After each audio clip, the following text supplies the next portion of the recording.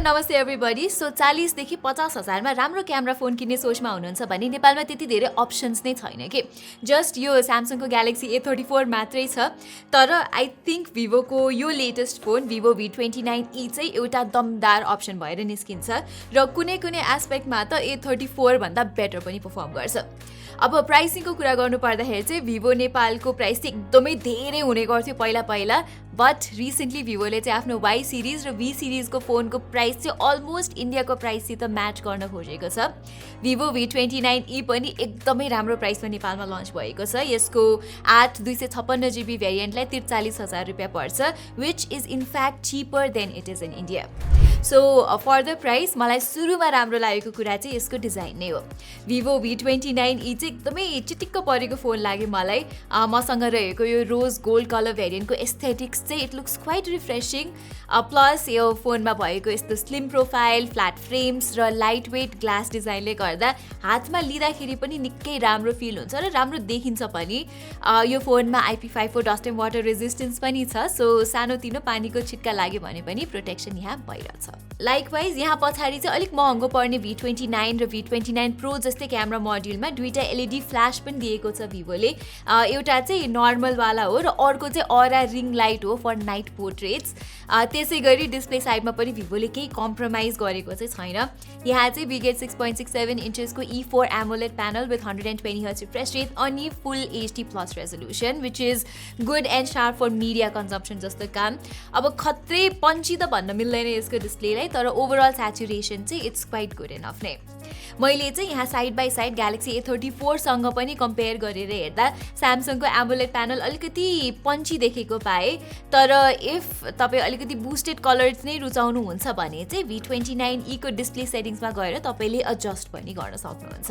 तर प्राइस हेरिकन मलाई अलिक चित्त नबुझेको चाहिँ यहाँ तपाईँले सिङ्गल स्पिकर सेटअप मात्र पाउनुहुन्छ विच इज डिसेन्टली लाउड, तर भिभोले डुअल स्पिकर सेटअप दिनु पर्थ्यो जस्तो लाग्छ मलाई, जसले गर्दा अलिकति बेटर अडियो सेपरेसन आउँथ्यो स्पेसली गीतहरू सुन्ने बेलामा चाहिँ। एनिवे यो फोनमा चाहिँ 120Hz रिफ्रेश रेट भएकोले स्क्रोल गर्दाखेरि अथवा एपहरू स्विच गर्दा चाहिँ मजाको स्मुथ छ।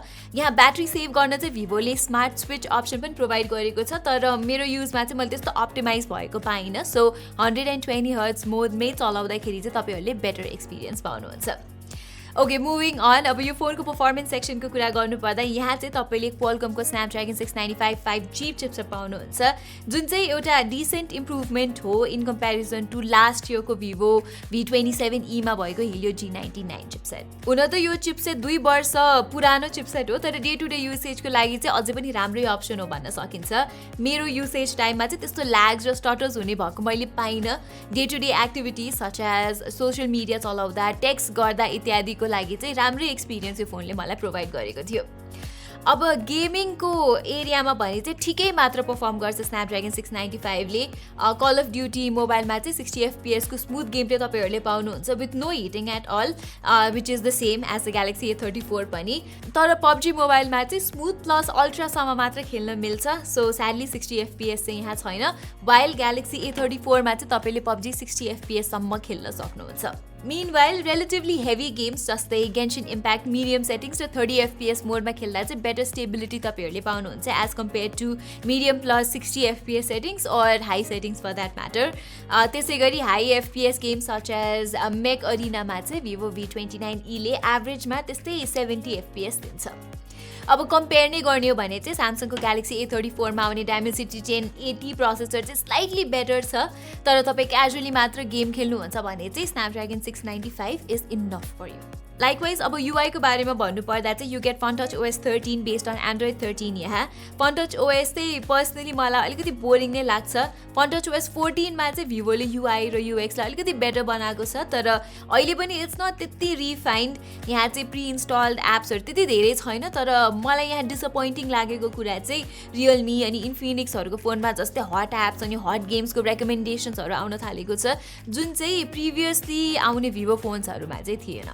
त्यसै गरी Vivo V29e मा चाहिँ Vivoले कति वर्षको सफ्टवेयर अपडेट दिन्छु त भनेर पनि मेन्सन चाहिँ गरेको छैन। युजुअली दुईवटा मेजर एन्ड्रोइड अपडेट चाहिँ Vivoले दिने गर्छ आफ्नो V सिरिजमा।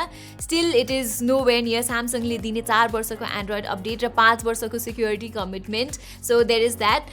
ब्याट्री वाइज चाहिँ यो अब एउटा स्लिम फोन भए तापनि Vivoले ठुलै 4800 मिलिएम्प आवरको ब्याट्री हालेको छ यो फोनमा र मोडरेट युसेजको लागि चाहिँ V29e ले एक दिन मजाले नै ब्याट्री टिक्छ। हेभी युसेजमा चाहिँ अलिकति चाँडो ब्याट्री सकिए पनि बक्सभित्रै आउने 44 वाटको चार्जरले चाहिँ 28 मिनटमा 50% जस्तो चार्ज गरिदिन्छ। ओके, अब चाहिँ कुरा गरौँ यो फोनको बेस्ट एस्पेक्टको बारेमा, जुन हो यसको क्यामेरा। डे लाइटमा चाहिँ Vivo V29 को 64 मेगापिक्सलको क्यामेराबाट पन्ची आउटपुट तपाईँहरूले पाउन सक्नुहुन्छ। फोटोमा डिटेल्सहरू पनि राम्रो छ र डाइनामिक रेन्ज पनि मजाले मेन्टेन गर्छ। कहिलेकाहीँ चाहिँ अतिले पन्ची कलर आउँछ तर 90% अफ द टाइम चाहिँ आई प्लिजिङै लाग्यो मलाई यसको आउटपुट। यही प्राइसमा आउने स्यामसङको ग्यालेक्सी A34 सँग पनि कम्पेयर गर्ने हो भने चाहिँ A34 बाट तपाईँले कलर चाहिँ अलिकति म्युटेड भएको पाउनुहुन्छ V29e भन्दा, तर त्यो बाहेक टक्कर दिने खालको आउटपुट छ V29e को। Specially dynamic range is much better on Vivo। अब V29e अलिकति चुकेको भनेको चाहिँ यस्तो डिफिकल्ट सिचुएसनमा हो र अर्को चाहिँ क्लोज अप सब्जेक्ट्समा चाहिँ फोकस गर्न अलिकति गाह्रो मान्छ यो फोनले। अदरवाइज क्यामेरा पर्फर्मेन्स राम्रो लाग्यो मलाई यो फोनको। प्लस पोर्ट्रेट्स पनि अलि भाइब्रेन्ट आउँछ Vivoबाट, तर मलाई चाहिँ राम्रै लाग्यो। A34 सँग कम्पेयर गर्दा Vivoले अलिकति जुम इन गरिदिन्छ विथ बेटर ब्याकग्राउन्ड ब्लर।